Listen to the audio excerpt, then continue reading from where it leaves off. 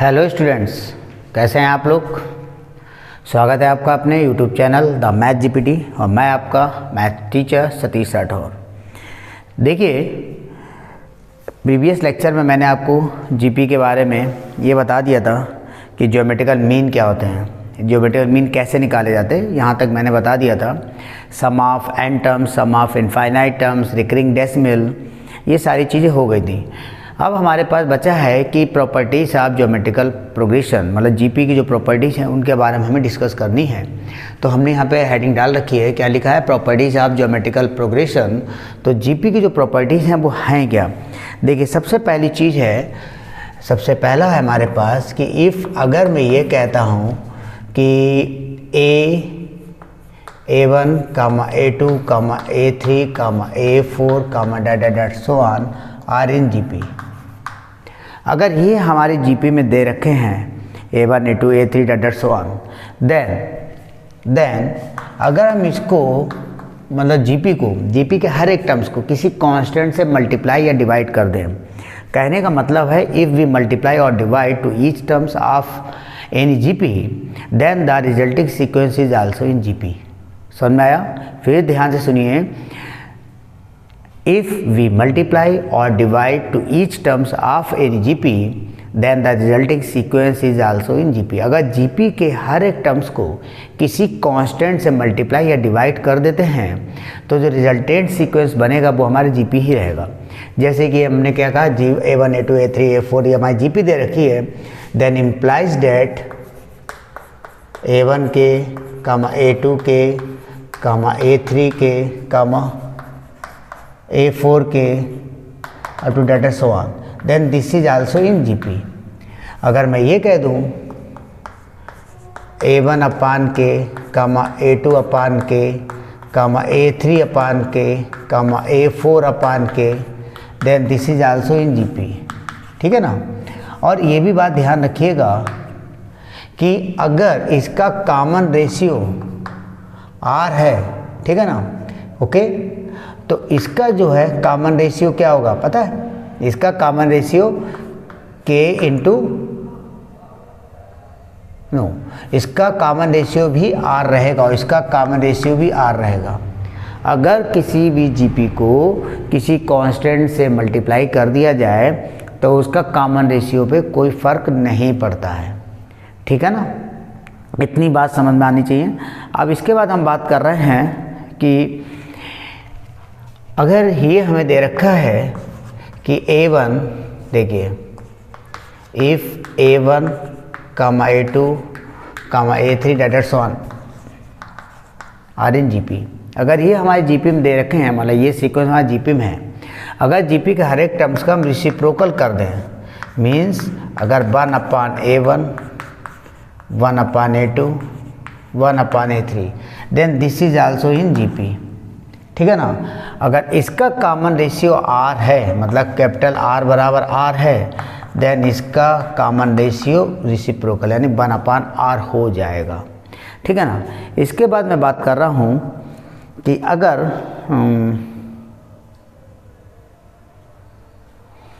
हमें दो सीक्वेंस दे रखे हैं। देखिए, एक ये है कि इफ़ अगर मैं कह दूँ A1, A2, A3 dot dot so on is GP and B1, B2, B3 dot dot so on are in GP. अगर हमें दो सीक्वेंस जीपी में दे रखे हैं, ठीक है ना, और उनके करस्पॉन्डिंग टर्म्स की मल्टीप्लाई कर दें या उनके करस्पॉन्डिंग टर्म्स को डिवाइड कर दें, तो जो हमारी न्यू सीक्वेंस बनेगी वो भी हमारी जीपी ही रहेगी। ठीक है ना। डैट इज़, कहने का मतलब क्या है कि यहाँ पर क्या हो जाएगा, अगर मैं कह दूँ A1, B1, A2, B2, A3, B3 dot so on, then this is also in GP. Okay. अगर हम इनको डिवाइड कर देते हैं, means A1 upon B1, A2 upon B2, A3 upon B3 dot so on, then this is also in GP. समझ में आया। अब एक चीज़ याद रखिएगा, अगर इसका कॉमन रेशियो R बराबर मान लो R1 है और इसका कॉमन रेशियो R बराबर R2 है, देन अगर हम इनके करस्पॉन्डिंग टर्म्स की मल्टीप्लाई कर दें तो बेटा जो कॉमन रेशियो जो हमारा आएगा इसका वो कितना आएगा, R बराबर R1 इंटू R2 आएगा। और इसका जो कॉमन रेशियो हमारा आएगा वो क्या होगा, कैपिटल R बराबर R1 अपन R2 होगा। क्लियर है? एक बार ध्यान से देखो सारी चीज़ें, फिर मैं आगे आपको और एक्सप्लेन करता हूँ। लिखिए जल्दी।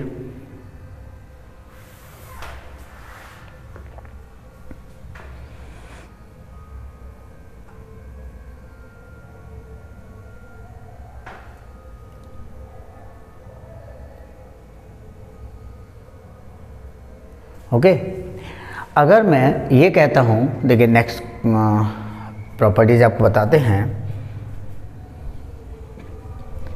देखिए ध्यान से, प्रॉपर्टीज नंबर 4 डाल लीजिए यहाँ पे। अगर A1 A2 A3 dot so on A4, A1 A2 A3 A4 dot so on are in GP, अगर ये हमारे GP में दिए हुए हैं और हर एक टर्म्स की अगर हम पावर रेज कर दें, मतलब पावर बढ़ा दें, मीन्स अगर मैं ये कह दूं A1 की पावर k कामा A2 की पावर k कामा A3 की power k dot so on, then this is also in GP, तो ये भी हमारी क्या रहेगी बेटा, GP ही रहेगी। ठीक है ना, ये बात समझ लीजिए।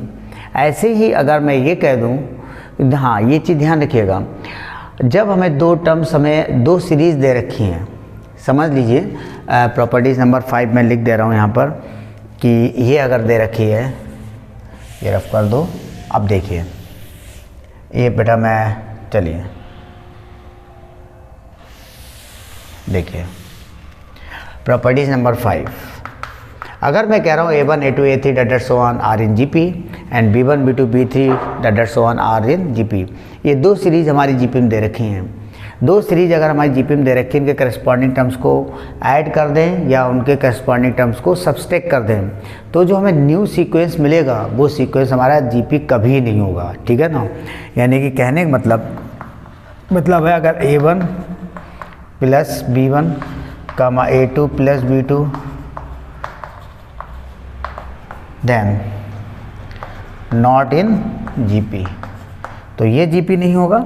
अगर मैं कह दूं A1 minus B1, A2 minus B2, A3 minus B3 dot so on, this is also not in GP। ठीक है ना, इस केस में ये GP नहीं रहेगी। अब मैं इसके बाद बात कर रहा हूँ, ध्यान से देखिए कि नेक्स्ट बता रहा हूँ, 6 नंबर डाल दो यहाँ पे। अगर मैं कह रहा हूँ कि if A1 A2 A3 dot so on are in GP, अगर ये हमें GP में दे रखे हैं, इसके हर एक टर्म्स की अगर हम हर एक टर्म्स को अगर हम लॉग में ले लें, ठीक है ना, तो ये जो सीक्वेंस हमारा आएगा वो काय में हो जाएगा, AP में हो जाएगा। कहने का मतलब अगर ये GP दे रखी है, देन इम्प्लाइज डैट, अगर हमने कह दिया log A1 बेसी कामा log A2 बेसी कामा log A3 बेसी, then this becomes in AP। अगर इसको समझना चाहिए, इसको मैं एक्सप्लेन कर दे रहा हूँ, थोड़ा सा ध्यान से देखिए। फॉर एग्जांपल जैसे अगर मैंने कहा A B C are in GP, अगर GP में है तो B स्क्वायर बराबर क्या होगा, मतलब अगर आप देखें GP में है, इसका मतलब B अपान A बराबर C अपान B, तो आप कह सकते हैं B स्क्वायर बराबर AC, कह सकते हैं ना। तो हमने क्या कर दिया, दोनों तरफ लॉग ले लीजिए, लॉग B स्क्वायर बेसी बराबर लॉग AC बेसी, लॉग B स्क्वायर है तो आपको एक प्रॉपर्टी पता होगी कि लॉग A की पावर m अगर दे रखा है तो ये m log A हो जाता है, पावर बाहर आ जाती है ना। तो यहाँ पर क्या हो जाएगा, इसको लिख देंगे 2 log B बेसी, और log A इंटू B बराबर क्या होता है ये भी आपको याद होगा, log A इंटू B बराबर log A plus log B। तो दिस इज AC है बेटा ये, है ना, तो दिस इज log A बेसी प्लस का log C बेसी। अगर 2 से डिवाइड कर दें तो हम क्या कह सकते हैं, मान लो ये 2 टाइम्स ये लिखा है, आपको ये पता है कि अगर ABC मान लो ये अगर हमारे AP में होते, ये AP में हैं, तब आप जानते हैं कि B माइनस ए बराबर C minus B means 2B बराबर A प्लस C होंगे, नहीं होंगे? यही तो होता। तो यहाँ पर क्या है, 2 टाइम्स ऑफ दिस बराबर दिस प्लस दिस। तो आप ये कह सकते हैं अच्छे से बेटा कि log A बेसी कामा log B बेसी कामा log C बेसी आर इन AP। मतलब अगर कुछ नंबर हमें AP में कुछ नंबर अगर हमें GP में दे रखे हैं और हम हर एक टर्म्स का लॉग ले लें, तो जो हमारा न्यू सीक्वेंस मिलेगा वो सीक्वेंस क्या हो जाएगा, हमारा AP में हो जाएगा। इसका कन्वर्स भी होता है। कन्वर्स ये है, अगर हमें ये दे रखे हैं log A बेसी, log B बेसी, log C बेसी, अगर ये AP में दिए हैं और हम हर एक टर्म्स का एंटी लॉग ले लें, तो एंटी लॉग लेने पर क्या होगा, लॉग वेरिएंस हो जाएगा। जो टर्म्स आएंगे वो हमारे काय में हो जाएंगे, GP में हो जाएंगे। ठीक है ना? जल्दी आप इसको नोट करिए, फिर मैं आगे और भी बताता हूँ आपको।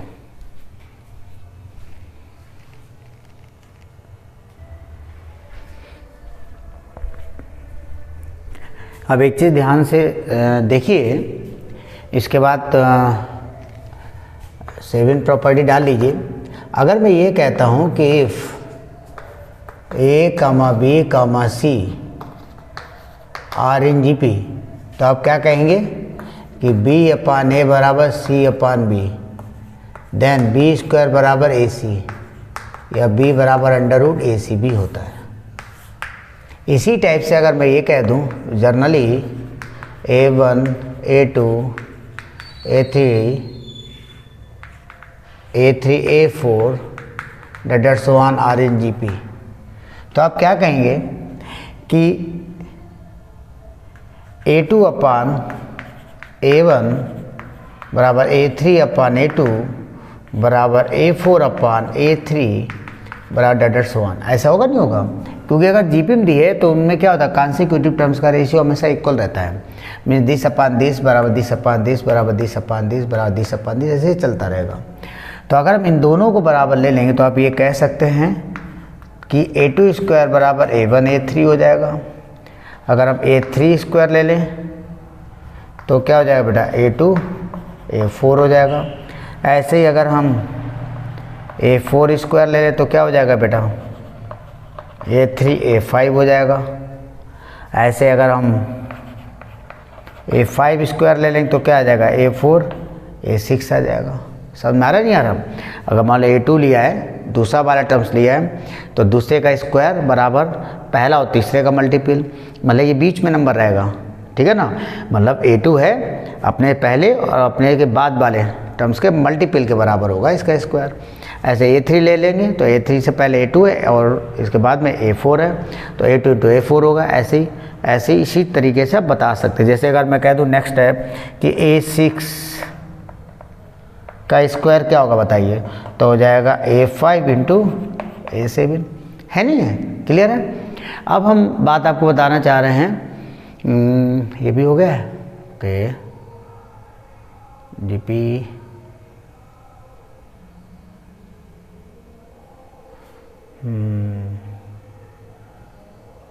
लॉग वाला भी बता दिया आपको ना, लॉग वाला भी हो गया है।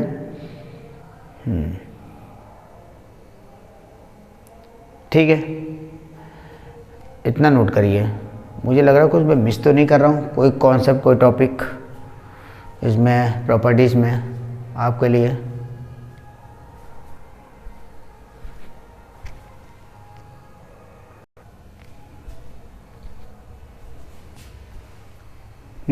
एक चीज़ अभी रह गई है, एक चीज़ ध्यान में आ रही है। अगर कोई हमें सीक्वेंस GP में दे रखा है तो GP में बिगिनिंग और एंड से इक्वी डिस्टेंस वाले टर्म की मल्टीप्लाई हमेशा इक्वल रहती है, और ये मल्टीप्लाई क्या रहती है, फर्स्ट और लास्ट टर्म के मल्टीपल के बराबर रहती है। ये बात ध्यान रखिएगा। जैसे कि मान लीजिए, देखिए अगर मान लो हमें ये दिया है, देखिए नेक्स्ट जो भी नंबर हो, कि इफ़ अगर मैं ये कह देता हूँ A1 A2 A3 A4 dot dot dot AN, इससे पहले क्या होगा, N-1, इससे पहले क्या होगा an-2 है ना। अगर ये GP है तो GP में क्या कर रहा हूँ, a1 इंटू an बराबर होगा a2 इंटू an-1 बराबर a3 इंटू an-2। समझे नहीं समझे? देखो इसकी मल्टीप्लाई, इसकी मल्टीप्लाई, इसकी मल्टीप्लाई, ऐसे इसकी मल्टीप्लाई हमेशा क्या होगी, इक्वल ही रहेगी, मतलब a4 इंटू an-3। समझ लीजिए, जैसे कि मैंने क्या कहा है कि GP में बिगिनिंग और एंड से इक्विडिस्टेंट बराबर दूरी वाले टर्म्स का जो मल्टीपल होगा वो मल्टीपल हमेशा इक्वल रहेगा। वो किसके बराबर होगा, फर्स्ट और लास्ट टर्म के मल्टीपल के बराबर होगा। फर्स्ट टर्म हमारा ये है और लास्ट टर्म ये है। क्लियर? जैसे कि कोई भी आप एग्जाम्पल लेके देख लीजिएगा तो आप देखेंगे वो एग्जाम्पल सेटिस्फाइड होता है। जैसे मान लीजिए ले रहा हूँ, देखो तो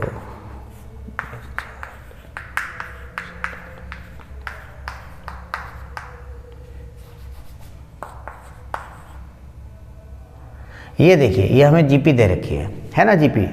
अगर हम इसका और इसका मल्टीप्लाई लें तो कितना हो जाएगा बेटा, 256 हो जाएगा। अगर आप इसका और इसका मल्टीप्लाई लें मतलब 4 इंटू 64 कितना हो जाएगा, 256। अगर ये लें स्टार्टिंग से तीसरा टर्म्स और लास्ट से तीसरा टर्म्स, इनकी मल्टीप्लाई अगर आप ले लें तो भी कितना आ जाएगा, 256। समझ में आया नहीं आया?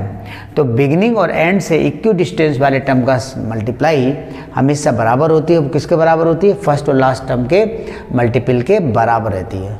ये बात आपको याद रखनी है, देख लीजिए आप, ठीक है ना।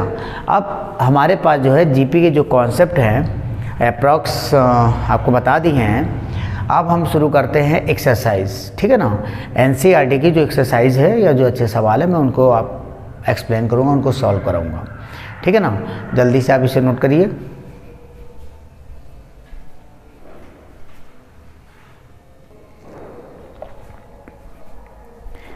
देखिए हम आपको बता रहे हैं कि रिलेशन बिटवीन अर्थमेटिकल मीन और ज्योमेट्रिकल मीन। अर्थमेटिकल मीन और ज्योमेट्रिकल मीन में रिलेशन क्या होता है? जनरली ये होता है कि अर्थमेटिकल मीन जो होता है वो हमेशा ग्रेटर देन होता है ज्योमेट्रिकल मीन के, ठीक है ना। ये चीज़ है, कैसे मैं आपको बता रहा हूँ कि मान लेते हैं let capital A be the arithmetical mean and capital G be the geometrical mean of two number A and B। A और B दो नंबर हैं, उनका अर्थमेटिकल मीन कैपिटल A और ज्योमेट्रिकल मीन कैपिटल G है।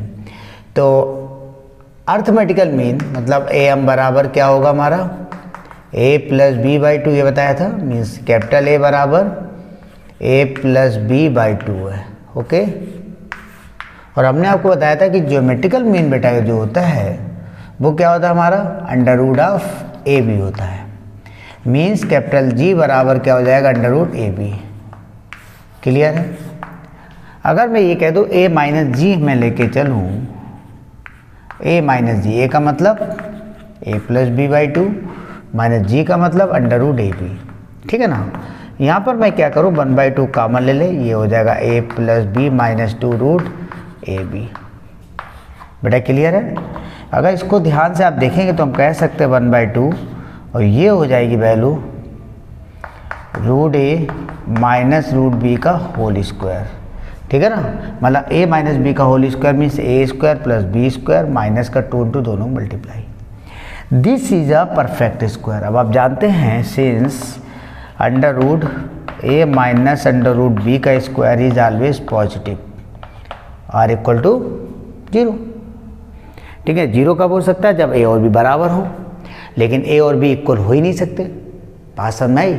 A और B equal नहीं हो सकते। अगर A और B इक्वल हो जाएंगे मतलब एक ही नंबर है तो एक नंबर तो हम कैसे कह सकते हैं कि A और B के बीच में कोई अनदर नंबर हो सकता है। अनदर नंबर तभी हो सकता है जब A और B इक्वल ना हो, है ना। तो यहाँ पर इक्वलिटी की तो पॉसिबिलिटी है नहीं, ए और बी इक्वल नहीं है, तो मतलब ये जीरो नहीं होगा। तो अंडर रूट ए माइनस अंडर रूट बी का स्क्वायर जो दे रखा है ये कभी निगेटिव नहीं होगा। क्यों? क्योंकि this is a perfect square. Perfect square number कभी निगेटिव नहीं होते हैं। अगर ये पॉजिटिव है तो अगर 1/2 से मल्टीप्लाई कर दें इसको तो भी ये पॉजिटिव रहेगा बेटा, है ना। और ये है क्या एक्चुअली में, a minus G is greater than 0, यानी कि अगर a minus G is greater than 0 तो आप कहेंगे a is greater than g। a का मतलब क्या है, arithmetical mean is greater than geometrical mean.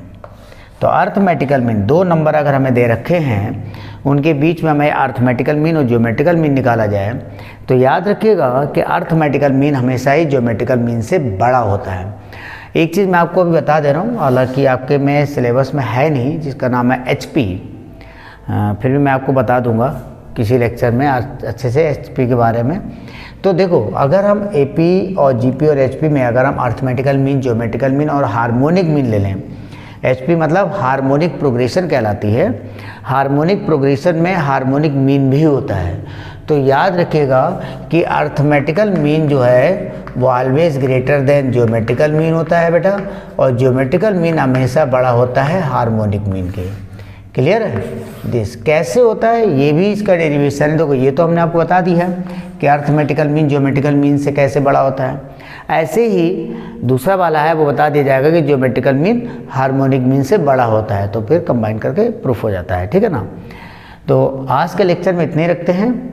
कल से हम आपको शुरू करेंगे एक्सरसाइज NCERT की, तो NCERT का सॉल्यूशन कल से हम आपको देंगे। ठीक है ना। और इसके बाद जो है हम शुरू करेंगे स्पेशल सीरीज़। ठीक है, चलिए तो आज के लिए इतने रखें। ओके।